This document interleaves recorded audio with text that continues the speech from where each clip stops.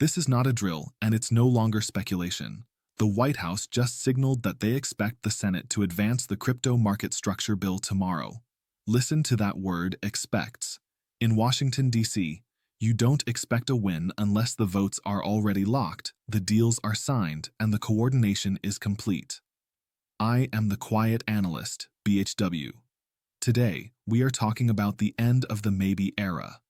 We are watching a structure being locked in that will force the U.S. financial system to choose compliant rails. When the law moves from a gray area to a framework, adoption stops being optional. It becomes a requirement. And while the world is focused on DC, Ripple just secured a massive regulatory win in Luxembourg, positioning XRP inside Europe's MiCA framework. The bridge is being built from both sides of the Atlantic. Are you ready to see XRP separate itself from the pack? Stay sharp. Stay positioned. Stay quiet. Let's start with why the word expect is doing so much heavy lifting in Washington right now. The White House didn't just issue a random statement. When they say they expect the Senate Banking Committee to advance the crypto market structure bill tomorrow, they are telling you the ink is already dry. Governments at this level don't gamble on public expectations. They move when the coordination between the SEC, the CFTC, and the Senate leadership has reached a point of no return. But here is the part everyone is missing. This isn't just about American rules. At the exact same moment, the Senate is locking in the U.S. structure. Ripple just secured a preliminary EMI approval in Luxembourg. Most people skip this because they don't understand the passporting power of a Luxembourg license. Under the MA Markets and Crypto Assets Framework, a license in Luxembourg is a golden key to all 27 EU member states. It means Ripple can offer regulated payments from Paris to Berlin to Madrid without asking for permission twice. This is what we call a global pincer move. Think about the strategy here. You don't spend millions of dollars and years of legal effort to secure compliance on two different continents at the exact same time unless you are preparing for real usage. This isn't for retail traders to swap tokens. This is for the massive multi-trillion-dollar liquidity flows between the US and the European Union. When the US moves from maybe to a legal framework, the banks don't ask if they should use blockchain. They ask which rail is already compliant, and the answer is staring them in the face. Ripple has already done the heavy lifting. They have the licenses. They have the structure. They have the green light. While the crowd is distracted by the price of a meme coin, the quiet analyst sees the rails being laid across the Atlantic. The adoption is being forced because the gray area is being deleted by law. Stay sharp. Stay positioned. Stay quiet. To understand where a company is going, you don't look at their marketing. You look at their payroll. You look at who they are hiring and where they are placing them. Ripple just made a move that should send a chill down the spine of every XRP skeptic. They hired Joe Kahn away from Elliptic to serve as their client solutions director for the European enterprise market. Now, let's break down why this is a massive tell for the market. First, look at where he came from. Elliptic. Elliptic is the gold standard for blockchain analytics and compliance. They are the ones who help the biggest banks in the world stay on the right side of the law. Second, look at his title, Client Solutions Director. Ripple isn't hiring hype men. They aren't hiring influencers to tweet about the price. They are hiring a high-level specialist whose entire job is to sit across the table from CEOs of European banks and say, here is how you plug your system into the XRP ledger. Think about the timing. We just talked about the Luxembourg license and the MiCA framework. You don't build a team of enterprise directors unless you have a line of corporations and payment providers already asking the question, how do we scale this? Joe Kahn isn't there to convince them to like XRP. He is there to help them execute. When a bank wants to move billions of dollars, they don't just buy crypto. They need a structured solution that integrates with their existing ledger, stays compliant with MiCA, and handles settlement in seconds. That is what Jock does, and he is focusing on the European enterprise market. Why Europe? Because as we discussed, Europe has the rules, MiCA already locked in. They are the first large-scale laboratory for the total tokenization of finance. Ripple is staffing up for industrial usage. They are building a workforce of architects, not salesmen. This is what adoption looks like before it hits the news cycle. It looks like quiet meetings in Luxembourg and London. It looks like specialized directors being moved into position to handle the incoming demand from the US Senate move.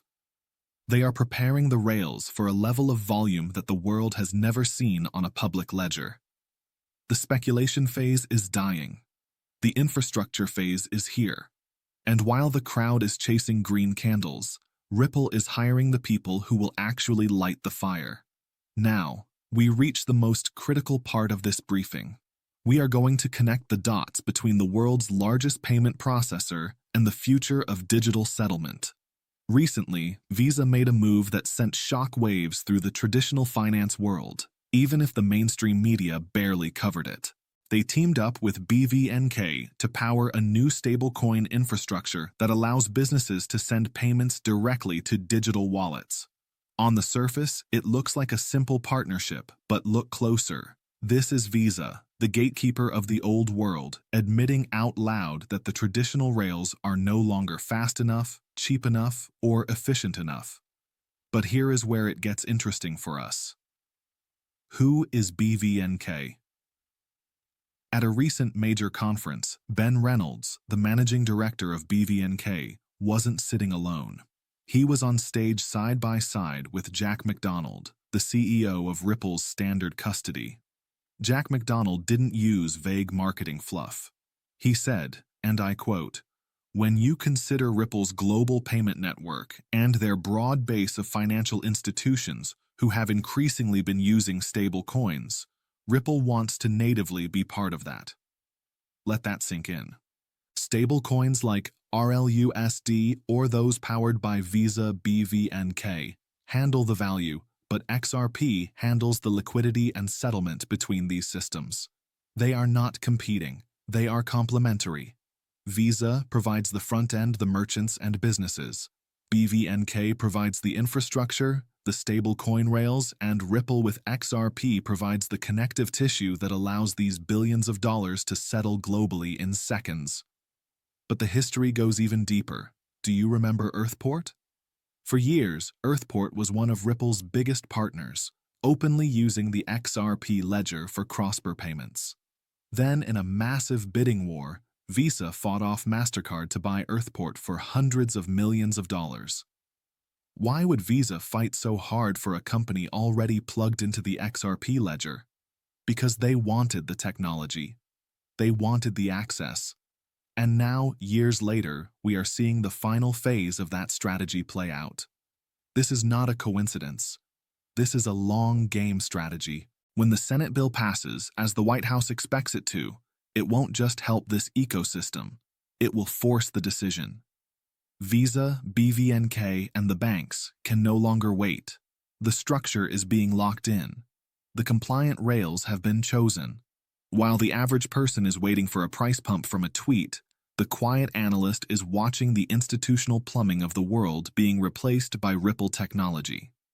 When the switch is finally flipped, XRP won't be suggested as a bridge asset. It will be selected as the only regulated, liquid, and battle-tested infrastructure capable of handling the scale. This is the convergence. This is the moment where crypto dies and modern global finance begins. Stay sharp, stay positioned, stay quiet, stay quiet. We have reached the end of the speculation era. What we are witnessing right now between the White House signals, the Senate's move, and the global coordination in Europe is the transformation of XRP from a digital asset into a systemic necessity. The 99% are still waiting for hype. They are still waiting for a tweak to pump the price. But while they wait for noise, the 1% are watching the infrastructure being locked in. When the Senate bill moves tomorrow, it won't just allow crypto usage.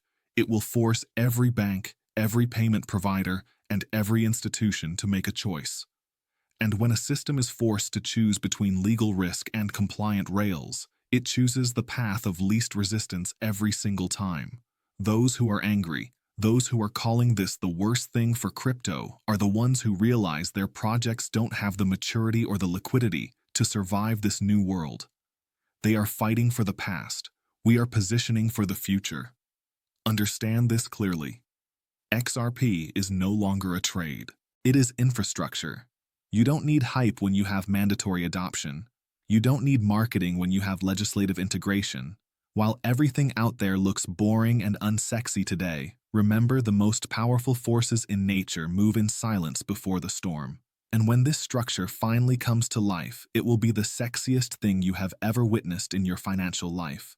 The gray zone is closed. The rails are set. Stay sharp, stay positioned, and as always, stay